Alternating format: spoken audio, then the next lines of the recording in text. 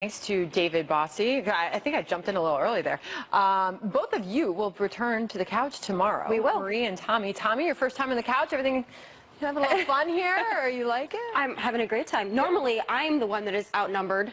I know. And usually I am on this couch. So. Right. So it's nice to be around, nice to be around fellow like-minded folks, but also you as well. We both believe Hillary Clinton is great for your party, so that's fake news. That's fake news, America. Wow, more of this tomorrow, by the way. We'll be back tomorrow live at noon Eastern Time, and here's Harris.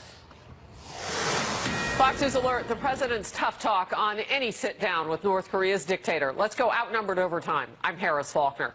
President Trump, who is touring an anti-drug smuggling agency in Key West, Florida right now, is not pulling any punches when it comes to planned talks with Kim Jong-un.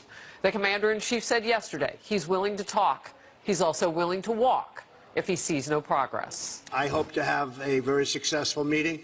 If we don't think it's going to be successful, Mark, we won't have it. We won't have it. If I think that it's a meeting that is not going to be fruitful, we're not going to go. If the meeting when I'm there is not fruitful, I will respectfully leave the meeting. Chief White House correspondent John Roberts joins us now from beautiful West Palm Beach. John? Good afternoon, G. Harris. A little context there. Mark, who the president mentioned, was Mark Landler of the New York Times, who asked him a question about North Korea. We really are in uncharted territory here. The president very positive about the potential of a meeting with Kim Jong-un, particularly after his CIA director, Mike Pompeo, went to Pyongyang for a sit-down face-to-face with Kim Jong-un over the Easter weekend. Remember, it would be absolutely unprecedented for an American president to sit down with a North Korean leader. The highest-ranking U.S. official ever to sit down with the North Korea was Madeleine Albright in the year 2000. She sat down with Kim Jong-un's father, Kim Jong-il. While the president is feeling optimistic, you pointed out, Harris, that he said he could walk away from this either before or during the meeting if need be. But the president said he's going to work very hard to make this a success because a breakthrough could be a very, very positive development. Listen to how he put it last night.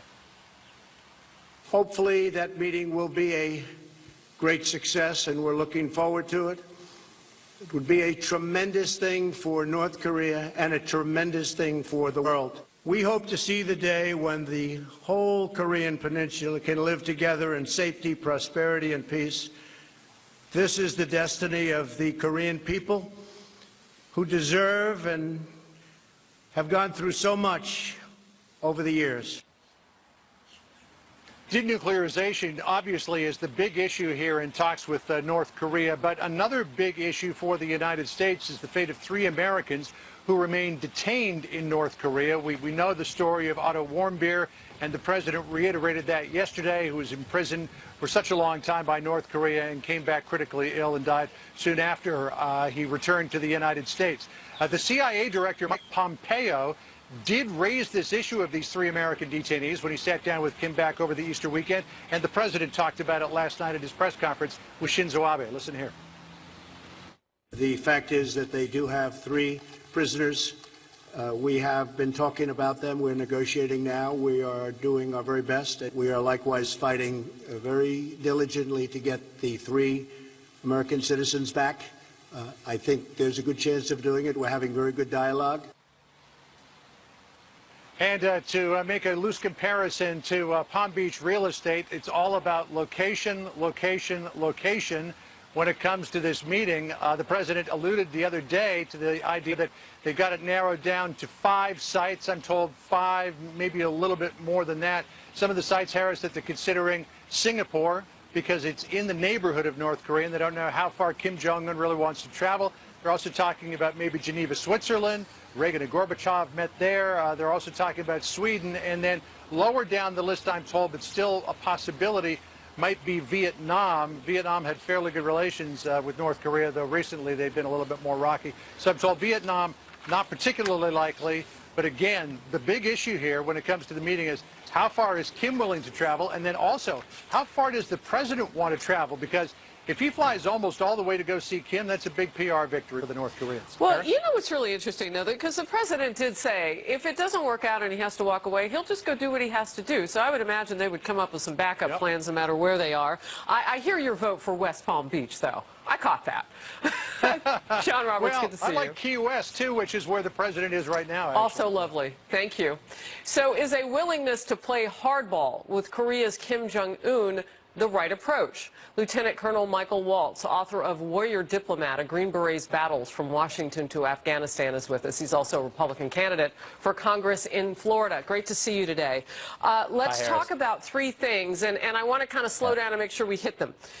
You have said that there are three reasons why you might walk away. One is symbolism. Talk to me. Well, this could potentially be a propaganda victory for Kim Jong-un. Remember, he has an internal audience as well, namely the North Korean military, and for him to be meeting on par with the President of the United States, the leader of the free world, is a big victory for him. And you know, we need to make sure, and I think this president is signaling, if you're just coming to the table for a propaganda show, then that's not going to work, and he's going to walk away. So that's reason one. And then two is the substance here. If he's coming to the table just to kind of drag things out, which is a page right out of the North Korean playbook, to buy time while his missile engineers are creating a functional ICBM, that's signal number two that you know, this president isn't going to go there. All right, so, you know, when you talk about symbolism, I think we have to kind of assume that some of that is in there from Kim Jong-un, just because we've seen with his father, and when he met with, when his regime met with our former Secretary of State, Madeleine Albright, there was some of that going on. 6 hours that meeting accomplished, well, basically nothing. Then there's the substance that you walk away from. Talk to me about that. Yeah. Well, there's two pieces here, and this is, you know, the third reason that that President Trump said, hey, I'll walk. If you aren't serious, is for the Japanese. Remember, he's meeting with Prime Minister Abe, who's very conservative in Japanese politics, is very concerned about what kind of concessions are going to be made. While on the other hand, you have the South Korean President Moon, who is very liberal in his politics. So they're not on the same page, and the president is saying, hey, if we're not serious here, we will walk away. That's a concession to the Japanese. Also, on substance, remember that we've already achieved big concessions from the North Koreans. Military exercises are continuing. The sanctions are still in place. And if you'll notice, we haven't had any missile tests from the North Koreans in quite some time. Interesting. You call those big developments. Why? Well, those are big developments because in the past, and, you know, I was close to the six-party talks under the Bush administration, the North Koreans have demanded a halt to, as their precondition to military exercises, and demanded us for us to lift sanctions before even coming to the table. And this president has said absolutely not. And he's gotten his way so far. In terms of substance walking away, it's going to be what is the framework for denuclearization? How do we, you know, what goes on after this summit? When are inspectors allowed? How much notice do they have to give? Where can they go? And I'll tell you, it's very important, Harris, that we are also negotiating for those hostages. Remember, the Obama administration signed the Iran deal and left Americans behind that are still there today. And I don't expect you'll see this from President Trump. Well, it's interesting because you're mixing some things in all with this North Korean talk. And I know this. I want to also just express it so the audience doesn't think that we've skipped to Iran here. There is an alliance here. And so there's an opportunity to have a broader conversation because the entire world watched us make that deal with Iran. And maybe they think they can get a little piece of the action, too.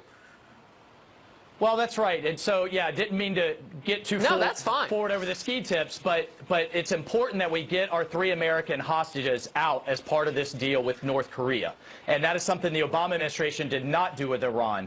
Secondly, there is a huge proliferation issue going on here. To put it very simply, you have a relatively rich country in Iran that wants a missile program. You have a very poor country in North Korea that has a missile program. How, you know, that's the nature of the alliance, and we need to be sure as part of this deal that proliferation activity doesn't migrate from North Korea to Iran. And what's so fascinating about that is that then you get into a conversation about terrorism quite readily with Iran and other wrong and evil doers, if you will, in terms of that conversation. And if North Korea can supply something, as you say, relatively cheap, because they need the cash. And not just missiles and nukes. We also have chemical weapons. North Korean chemical weapon engineers have been seen in Syria and is really the know-how behind Syria's chemical weapons program. So this is all intertwined, and I think the president absolutely has to take a hard line, and namely that the sanctions will absolutely stay in place until we see very meaningful steps towards denuclearization, and not letting the North Koreans just buy time and then pop up a year from now with a fully functional program. Interesting. Thank you so much for going deep on this. On the military side of it, Lieutenant Colonel Michael Waltz, thank you. All right. Let's bring in a little bit more of the politics and the diplomacy here. Someone who's had a front row seat to high wire diplomacy. We are joined by Fox News contributor Ari Fleischer, who also served as White House press secretary for President George W. Bush. Great to see you, Ari. I want to start with the question of, is there any risk? Because I would imagine the president has everybody around him saying, that's fine, that's the art of the deal. You tell him you're going to walk away. Is there any diplomatic risk in walking away? Well, yes, if the people think that they were on the verge of getting a deal and North Korea can convince the world that we were going to get a deal, but only because Donald Trump walked away, we didn't. That's the risk, but I think that's a very small risk because North Korea lies. They lied to the Clinton administration, the Bush administration, the Obama administration. So their track record of convincing the rest of the world that they're on their side of angels is very thin. So I see no risk. I think that was a smart preemptive move by President Trump, actually very wise. And I noted Harris, he said, I will respectfully walk away. Yeah. I also thought that was notable. The president threw that word respectfully. So the diplomatic community has always thought of him as a bull in the china shop. I think he's handling this very smartly. Well, and it's almost reminiscent of a transactional deal, right? Because you never know when you might come back to the table and offer something different. That's how you do it in business. And that's Trump's classic negotiating style. But look, the problem fundamentally with North Korea is even if we do have a historic summit and things go well at that summit, the real test is what happens afterwards because of North Korea's track record of lying. They may make commitments to President Trump and say, we'll do X, we'll do Y, we'll do Z, and they have no intention of doing any of it. That's something I certainly hope President Trump is taking into consideration. You know, we have a person in Mike Pompeo who is up for confirmation of the nomination as Secretary of State. And yes, he did recently sit down with Kim Jong-un, and that was breaking news that we learned about. But there's another element. He also is somebody who's been watching the situation so closely, Ari, that he told us that we were a few months away from North Korea being able to reach its nuclear goals, its nuclear weapons goals. If we are along that same timeline, it's a tight timeline. Well, I don't place a lot of credibility in those timelines. I think it's a very hard job that the CIA has to figure out exactly when somebody is going to cross some of these thresholds. Let's say it's even a year, putting more weapons. Pressure on this sit-down, That's, right? Yeah. I mean, to me, the issue is they're going to have it soon. And that's the point. But that doesn't mean you sit down necessarily. It also means you ratchet up the sanctions. And you make clear to North Korea that if they pursue this line, it's going to become harder for them, not better for them. And so I like the idea of two goals at one time. One is ratchet up the sanctions, squeeze North Korea as hard as we possibly can going into these talks. And then talk.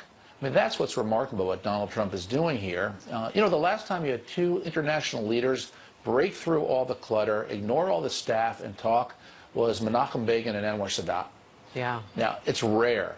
And only principles sometimes can break through. Is Kim Jong-un the type of leader of North Korea who will move that country in a different direction the way Anwar Sadat did? I don't think so. Donald Trump will test it. You know, just in terms of looking at how this White House and this administration are dealing with it, you've got a new national security advisor and Ambassador John Bolton, who has been very tough on his talk about the Iran deal and North Korea. And I don't know if you were listening, but Lieutenant Colonel Waltz was kind of tying this nexus together with certain countries. How is this White House positioned differently than previous? What are we seeing play out? Well, they have broken with the pattern of previous White Houses. It's much less diplomatic. It's much more blunt, much more forceful. And I worked for a pretty blunt president. Yes, you did. Donald Trump is much more blunt. And I think to his credit, frankly, Harris, this is where I have praised President Trump from the beginning. As much as I come out of establishment politics, I do think there is a wiseness in breaking from a lot of the procedures that didn't get anything accomplished before. And so when he threatened Kim Jong-un and he talked tough to Kim Jong-un, he hadn't heard that kind of talk before. He heard the normal diplomatic gobbledygook. Trump is creating the possibility of things that didn't exist before. It doesn't mean he's going to be successful, because I put the blame on North Korea. We'll see what they do. But I credit the president with making a change in foreign policy, and it's almost, like Ronald Reagan, when Reagan said the bombing begins in 5 minutes, and the world diplomatic community had the vapors. The Soviet Union didn't. They took Ronald Reagan seriously. Right. I'm not prepared to say that Donald Trump is Ronald Reagan, but that type of rhetoric does have a useful purpose, too. It works. Hey, before I let you go, Ari, just on a personal note, you were talking about your tough boss, President George W. Bush. Of course, we know that his mother passed away, and there are some upcoming events to remember her, the funeral on Saturday for Barbara Bush. I just want to get a word from you. She was one tough, lovable cookie. There was just a unique flavor about Barbara Bush. So you talk about blunt, but from the heart, and everybody who got to know her fell for her. Ari Fleischer today with us on a couple of topics, and that last word. Thank you. Good to see you. Thanks, Harris. President Trump addressing the speculation he's moving to fire Special Counsel Robert Mueller or Deputy Attorney General Rod Rosenstein. He says both still have their jobs, you'll notice. This as a congressional panel delays action on a bill meant to protect Mueller from being fired. The power panel will weigh in. Stay close. There has been no collusion. They won't find any collusion. It doesn't exist. As far as the two gentlemen you told me about, they've been saying, I'm going to get rid of them for the last 3 months, 4 months, 5 months, and they're still here. President Trump is downplaying speculation that he is moving toward firing Special Counsel Robert Mueller or firing Deputy Attorney General Rod Rosenstein. He says despite what his critics say, they both still have their jobs. This is the Senate Judiciary Committee has delayed action on a bill to protect Robert Mueller until next week. Chief Intelligence Correspondent Catherine Herridge is now live for us on Capitol Hill. Catherine? Well, thanks, Harris. The business meeting here at the Senate Judiciary Committee lasted about an hour this morning. It's really a very procedural meeting, and they have elected for the time being to put off action on this bipartisan legislation that would offer additional protections for the special counsel. And facing opposition from the Senate Majority Leader, the committee's Republican Chairman Chuck Grassley and the ranking Democrat Dianne Feinstein have signaled very clearly that they will continue to push ahead. They've worked together now for several months to reach a compromise bipartisan bill that codifies the existing regulations to protect the special counsel and creates a judicial review if he were to be fired. Where there are issues of national importance, such as the appointment of special counsels, Congress must consider its constitutional role and act to make sure that it can avail itself of its traditional checks against the executive branch. Under this proposed legislation, it would add additional safeguards for the position of the special counsel. For example, only a senior official in the Justice Department could terminate the special counsel. Right now, that responsibility falls to the Deputy Attorney General, Rod Rosenstein. Also, if the special counsel were to be fired, there would be an immediate review, and if it was not for cause, the special counsel would be reinstated. And as you noted, Harris, yesterday in Florida, the president certainly didn't indicate he was going to move against Mueller or Rosenstein anytime soon. As far as the two gentlemen you told me about, they've been saying, I'm going to get rid of them for the last 3 months, 4 months, 5 months, and they're still here. The thing to watch here with the legislation is a proposed amendment which would add additional reporting requirements for the special counsel to relay information to Congress, such as if the special counsel investigation expands, so the scope changes. And what's not clear is whether that amendment may, in fact, be a deal breaker for some members of this committee, Harris. Interesting. Catherine, thank you very much. Let's debate it. To fire or not to fire? Capri Cafaro from American University, former Ohio Senate Democrat minority leader, and Noel Nikpour, Republican strategist. Noel, I'll start with you. The president has said time and time again, of course, he said this about other people, and he has fired them. So what are your thoughts? Well, I actually believe him because the heat is on, and the mystery is finally over. He said it at Mar-a-Lago. He's very comfortable at Mar-a-Lago, and he said that he is not. They're still here, meaning that he's not going to fire them. And I look for them to stay in place because, you know, we've got midterms coming up. We've got $240 million. So if you fired him, how would that affect the midterms? Well, I think that what it would do, it would either one of them. Mueller or Rosenstein. It would not affect his base, but it might affect a lot of people that are tired of the shenanigans that are going on within the White House. I actually feel that, you know, the heat's on President Trump from this, and he said in Mar-a-Lago that they're still here. He has no intentions of firing them. So I think it's fine. I think it's good. Capri? I'm with you, Harris, in the sense that, you know, President Trump, I think, is actually keeping people on their toes, because he has said, I haven't fired this person and that person. I mean, you know, Rex Tillerson, for example, that's fake news, this person's fake news, and, you know, the next week they're gone. Now, granted, you know, Mueller and Rosenstein have been there much longer, and the speculation has been going on a lot longer, but I do think ultimately this is more about keeping people on their toes. I do agree that he's not going to fire them, but I think he's keeping people on their toes. The game change that was potentially very negative is something that we've seen Robert Mueller do in this investigation, and he goes rogue. He likes to raid. I mean, and that's aggressive behavior. It's aggressive, but there's a process behind that, though. What he did with Michael Cohen was wrong. That was absolutely wrong. And I think that the president was very heated, as he should have been when his attorney. Well, it's very personal for presidents. Well, I mean, but that's wrong. That sends a message to everyone. You know, the overreach of government with that. That's very wrong. But you have to go through a process to be able to get that done. I understand that, but if he was going to be fired, I think that's when it would. I agree with that. So let's talk about the length, the scope, the reach of this investigation. It's mighty.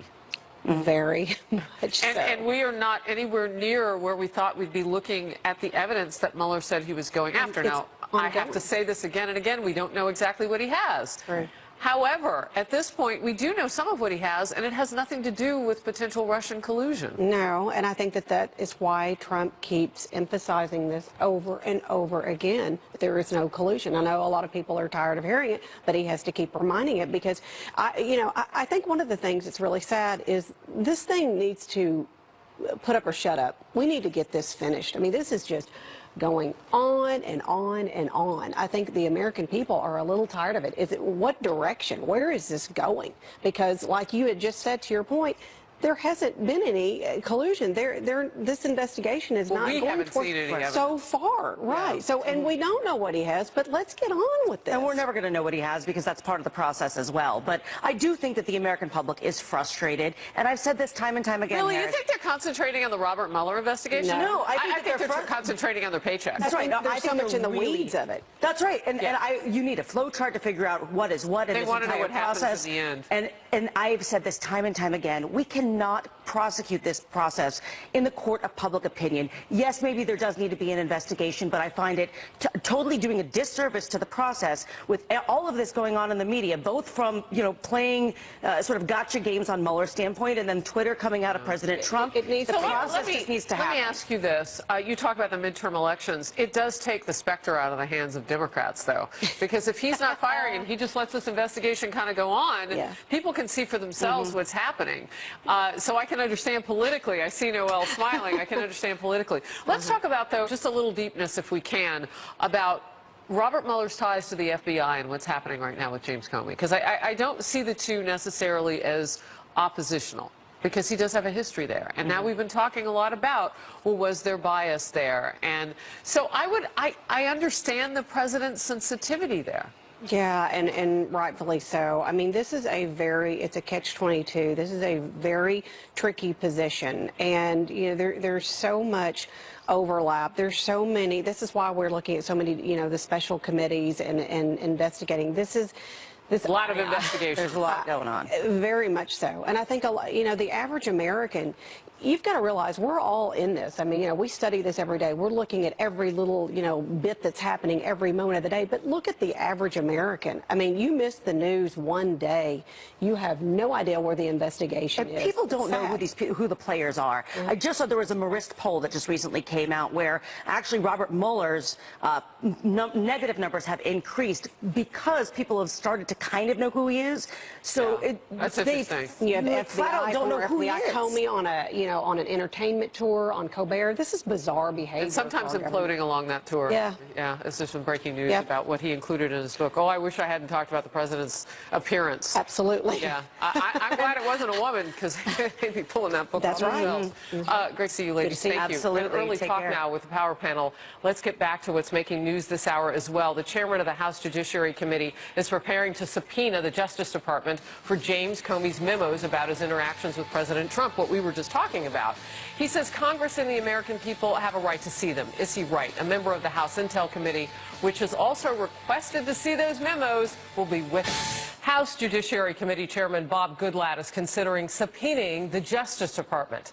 He wants former FBI Director James Comey's memos. And the move reportedly could happen as early as this week. Well, this week is almost over. Last Friday, Chairman Goodlatte and two other House committee chairmen requested the documents that detailed Comey's conversations with President Trump before he was fired.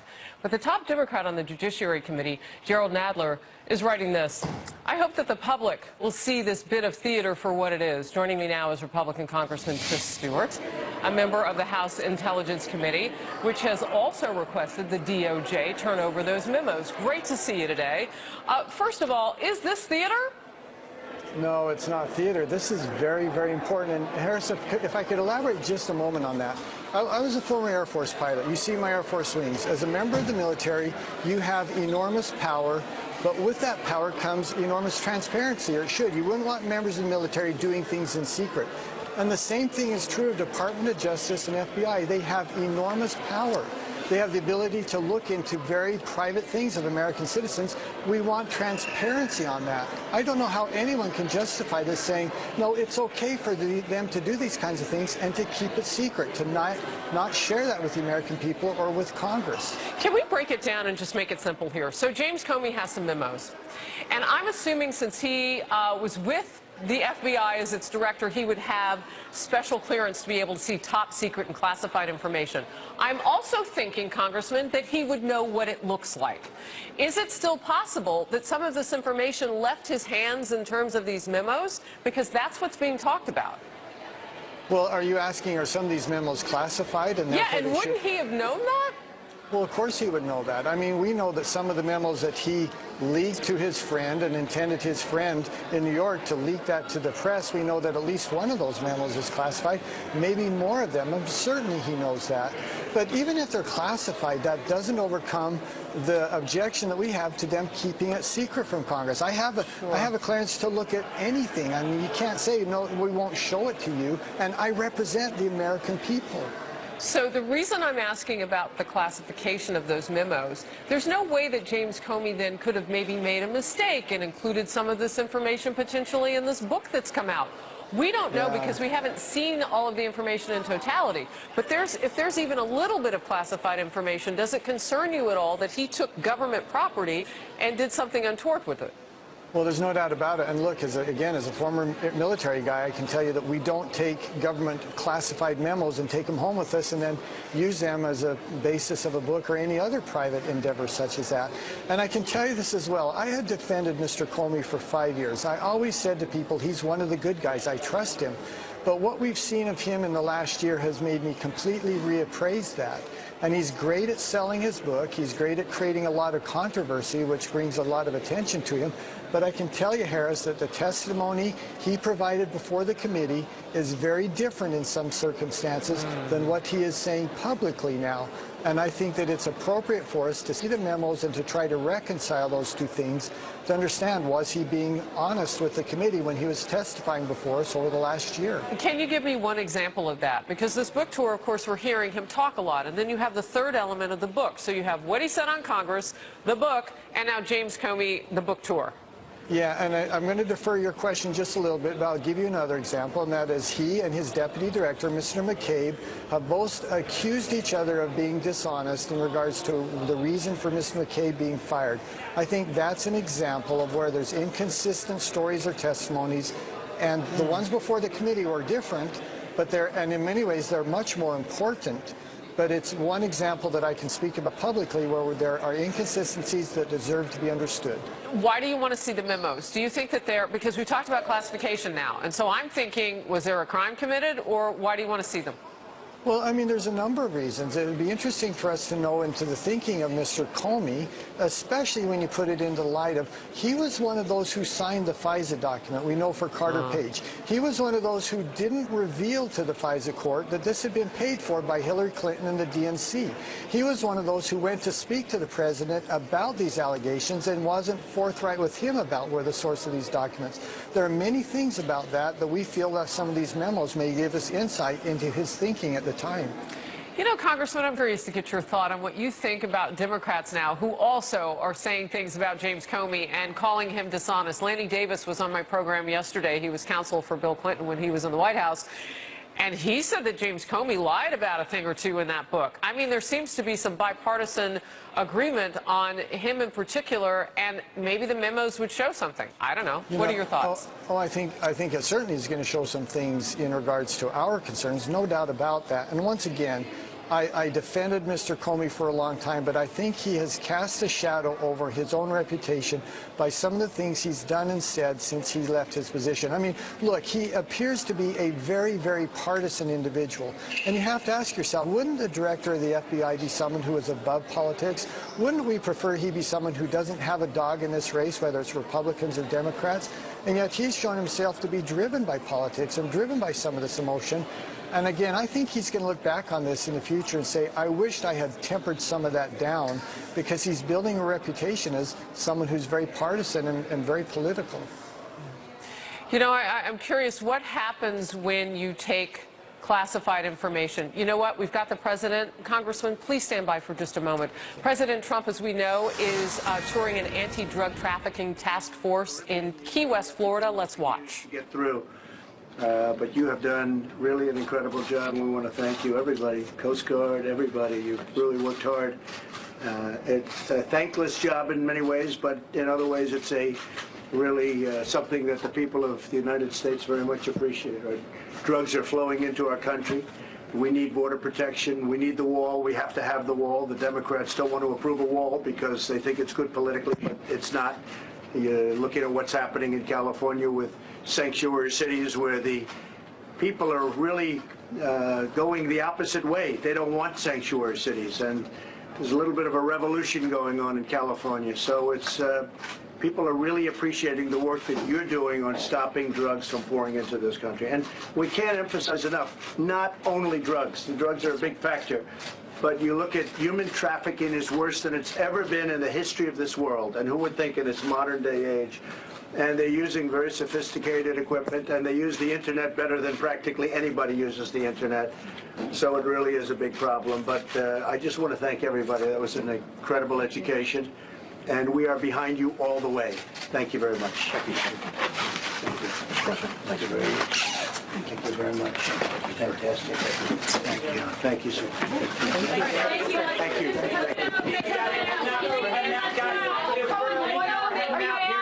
Let's go right here.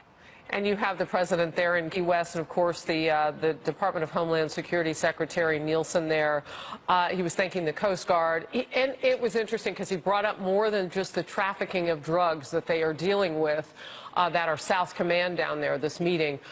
He said that it's also human trafficking, and that is something that has really come onto the landscape that in the news we have been very sensitive to those points because it's happening and we're tracking it as well. So the President of the United States in Key West, Florida, talking about part of that as our national defense. Let's bring back now Chris Stewart, Congressman from Utah. We were having a deep conversation about James Comey and memos, and I just wanted to hit you up with one last one. Sir, thank you for standing by the way.